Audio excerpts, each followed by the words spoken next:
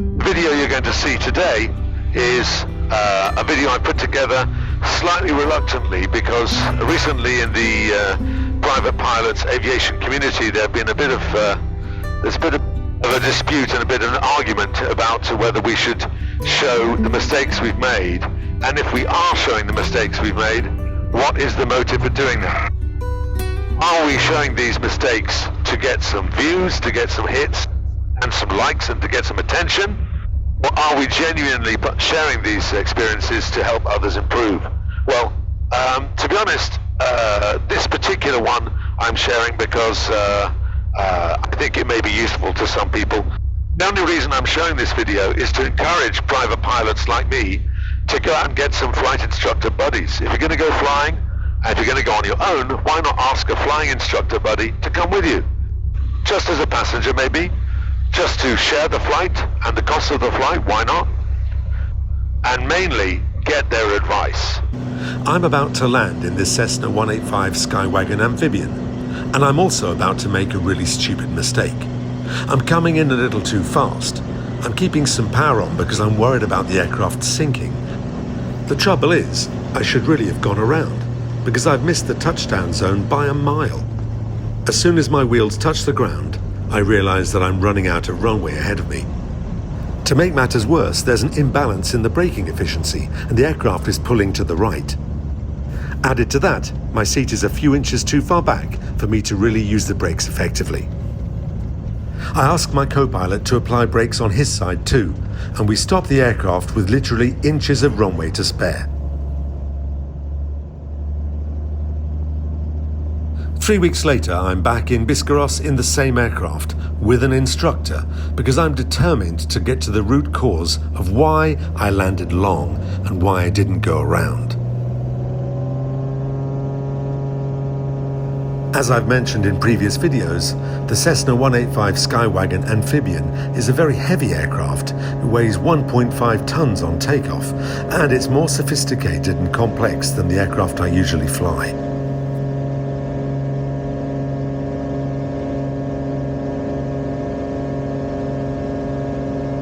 To start with, this aircraft has a variable pitch propeller, which has to be adjusted at different phases of the flight.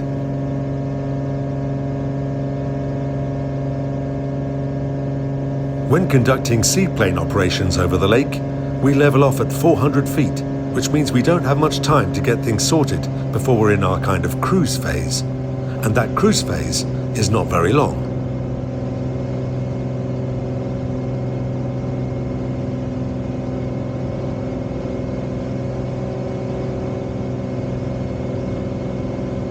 We're constantly adjusting the setup of the aircraft for the downwind, for the base and the final, for water landings, activities on the lake itself, and then for takeoff again.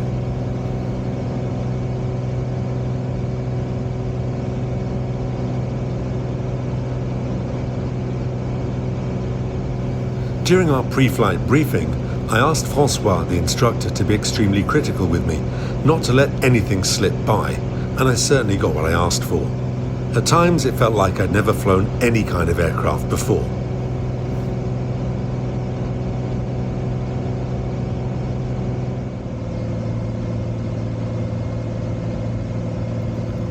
One of the things I discussed with Francois was my reluctance to reduce the power during the final approach. With a lot of aircraft, notably the PA-18 or my own Jodin Mascaret, we tend to reduce the power to idle as we come over the threshold. Well, with the Cessna 185 Skywagon, particularly with a big pair of heavy floats on it, if you do that, the aircraft just sinks like a stone. While of course we have to reduce power, you need to keep just a little power on to accompany the aircraft down to the final touchdown.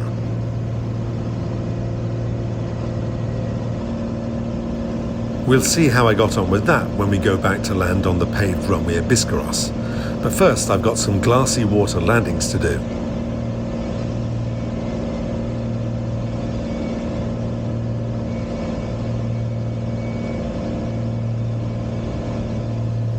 A big, heavy and at times cumbersome aircraft like this need some pretty muscular treatment on the controls. Once we've landed, it's crucial not to let the nose drop. This aircraft is particularly nose heavy.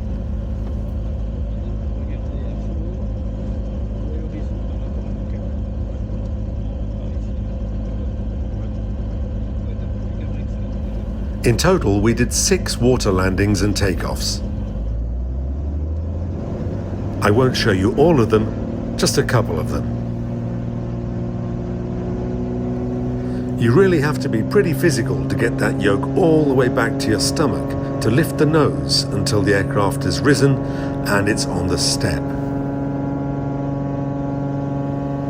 Once it's on the step, we then make a positive movement pushing the yoke forward to get the aircraft skimming along the surface and picking up speed.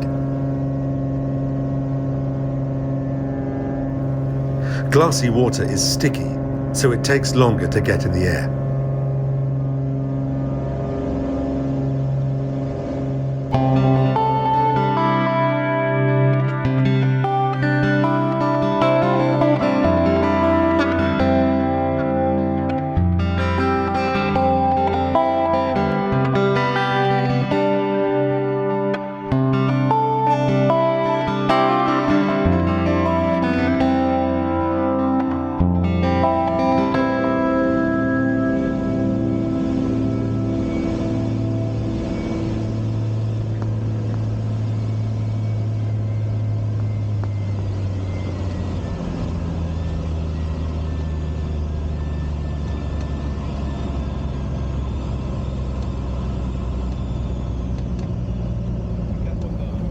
While I was feeling much more comfortable on the water, I was slightly dreading heading back to the paved runway for our final landing.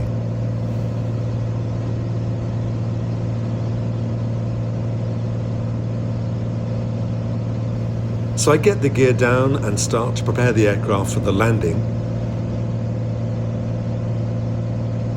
And I'm telling myself that this time, if I'm not happy with the setup, I can always go around and try again.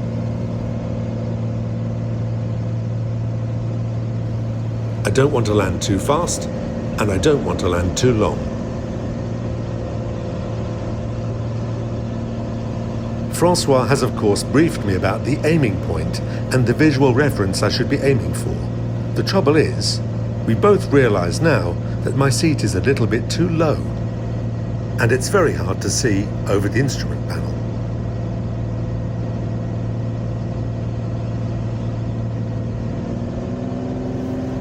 Following the advice of my instructor, I'm able to maintain the correct speed and just enough power to make sure that I'm descending at a nice, gentle and steady rate.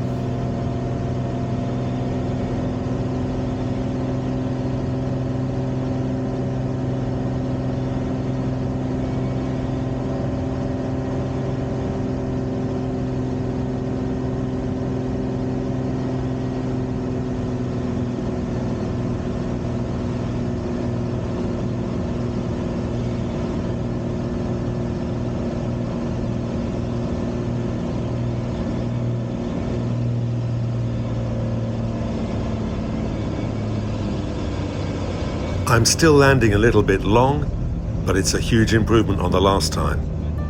French flying clubs operate a system called REX, or Retour d'Expérience. This system allows pilots to report incidents and to share the information either anonymously or giving their full details, so that other pilots can learn from our mistakes. I don't know if this system exists in your country. Let me know in the comments below. Thanks for watching. See you next time.